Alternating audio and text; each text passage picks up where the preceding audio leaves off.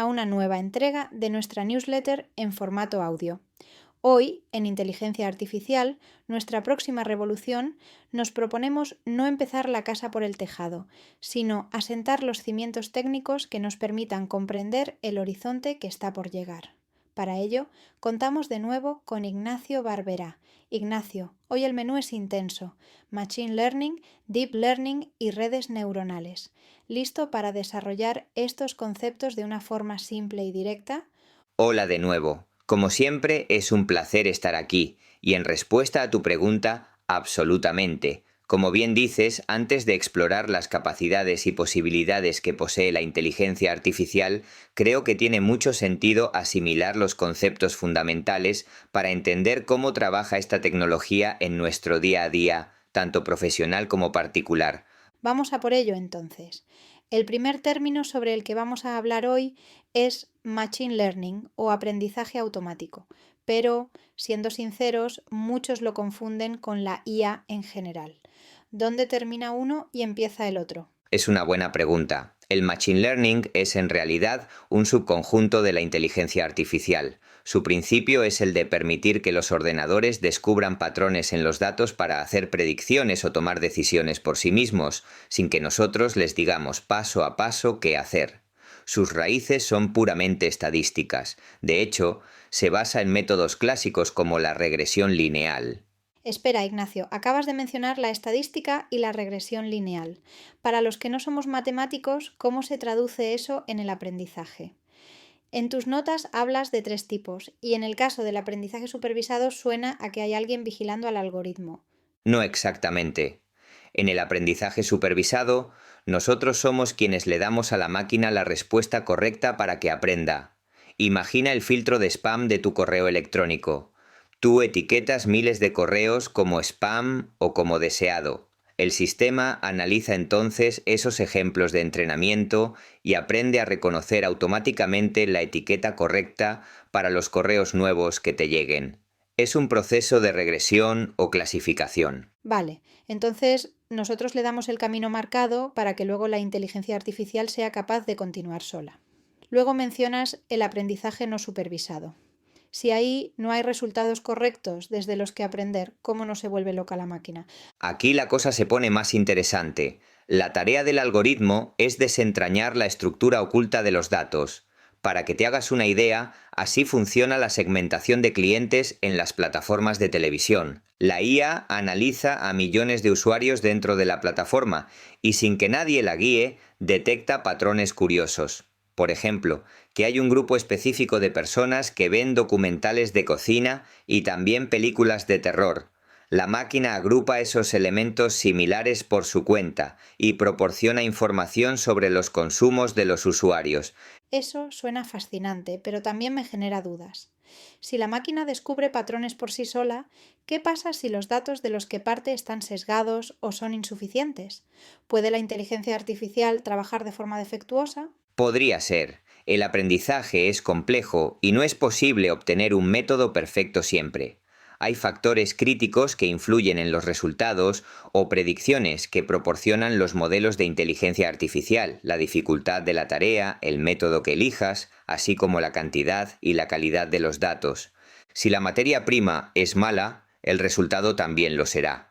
Es un recordatorio de que, aunque la inteligencia artificial decida, la responsabilidad de los datos sigue siendo humana. Muy necesario ese matiz ético. Si te parece bien, una vez explicado en detalle en qué consiste el Machine Learning, pasemos a abordar el Deep Learning o aprendizaje profundo. ¿Qué es lo que lo diferencia con respecto al Machine Learning? Me parece fenomenal. Su nombre proviene de su arquitectura. El Deep Learning, que además constituye un subconjunto del Machine Learning, utiliza redes neuronales multicapa para extraer patrones de alto nivel. Está inspirado directamente en cómo el cerebro humano procesa la información visual a través de la retina.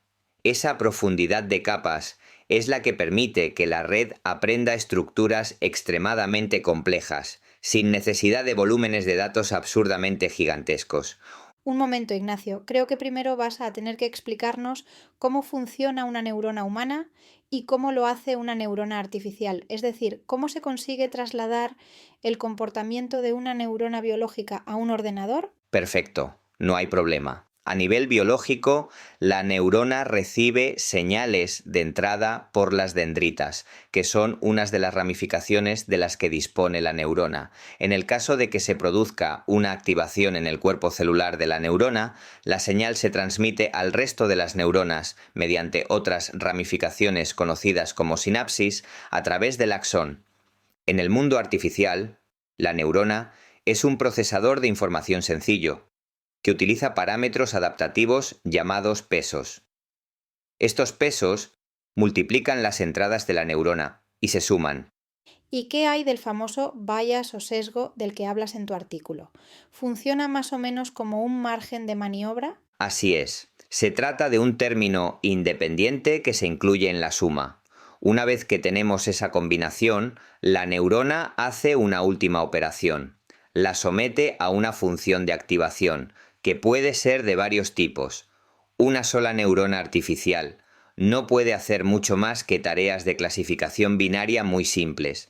Entiendo entonces que para conseguir un funcionamiento correcto deben conectarse todas estas neuronas, ¿no? Trabajando de forma similar a un cerebro humano. Correcto. Para crear este símil, se crean multitud de capas de neuronas. En primer lugar, creamos una capa de entrada que recibe los datos, varias capas ocultas que procesan la información sucesivamente, y por último una capa de salida que produce el resultado final. Sin embargo, el problema que presenta este modelo es la necesidad de disponer de un hardware especial que los ordenadores de andar por casa no suelen incorporar. Se trata de la GPU, o unidad de procesamiento gráfico, concepto que se ha vuelto muy popular en los últimos meses. Una GPU, si no recuerdo mal, lo que los ordenadores de particulares suelen integrar es una CPU. ¿Qué diferencia hay entre ambas? La diferencia principal reside en la simultaneidad. Una CPU tradicional solo puede realizar una tarea a la vez. De hecho, un ordenador normal procesa la información en la CPU y la almacena en la memoria. Como para hacer trabajar de forma correcta a una red neuronal necesitamos que miles de neuronas procesen cantidades ingentes de información simultáneamente, necesitamos incorporar GPUs, las cuales están diseñadas precisamente para ese procesamiento paralelo masivo. Entiendo. Es una cuestión de fuerza bruta y velocidad. Una vez introducido el concepto de red neuronal en tu artículo, mencionas algunos tipos como por ejemplo las redes neuronales convolucionales. ¿Qué tienen de particular? Este tipo de redes neuronales son las que permiten, entre otras cosas, que puedas desbloquear tu smartphone a través del reconocimiento facial. Son brillantes para el tratamiento de imágenes.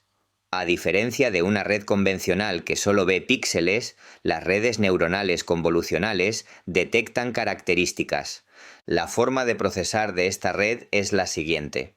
Las primeras capas, por ejemplo, detectan líneas, las siguientes formas y las últimas rasgos complejos hasta que la capa de salida reconoce tu cara y desbloquea el teléfono. Me ha quedado muy claro. El otro tipo de red neuronal al que haces mención y que por otra parte me deja más inquietada son las redes neuronales antagónicas. ¿En qué consisten exactamente? ¿Y qué tienen que ver con las archifamosas deepfakes? Las redes neuronales antagónicas funcionan como una competición entre dos redes. Tienes una red generadora, que para el ejemplo de las deepfakes que comentabas anteriormente, intenta crear una imagen falsa, y una red antagónica que intenta distinguir si esa imagen es falsa o real. Compiten miles de veces en paralelo. La generadora se vuelve experta en engañar y la antagónica experta en descubrir la mentira. El resultado es ese contenido falso que nos parece increíblemente realista. Ignacio, esto último me deja pensando si estamos entrenando máquinas para poder llegar a ser mentirosas profesionales, el impacto en la verdad y en la ética de la información se convierte en un punto crítico. Nos obliga a no dar nada por sentado. Totalmente. Por eso es vital entender que estas herramientas extraen patrones para predecir, pero con la tecnología desarrollada hasta la fecha, todavía no tienen conciencia de la verdad. Somos nosotros quienes debemos aplicar la ética en su desarrollo y uso. Ignacio, gracias por ayudarnos a asentar estas bases. Ha sido un viaje muy instructivo desde aprender el funcionamiento del simple filtro de spam del correo electrónico hasta la complejidad de las redes antagónicas que luchan continuamente por mejorarse entre ellas. En la próxima edición seguiremos profundizando en cómo aplicar todo esto a nuestro día a día profesional y particular. El placer ha sido mío, como siempre. Y a todos vosotros, oyentes, esperamos que este episodio os haya ayudado a asentar estos conceptos tan relevantes. Como siempre, podéis encontrar más detalles en el artículo completo de nuestra newsletter. Recordad, si os gusta el contenido que os ofrecemos en este podcast, os animamos a suscribiros tanto a la newsletter de LinkedIn como al canal de YouTube. Nos vemos la próxima semana.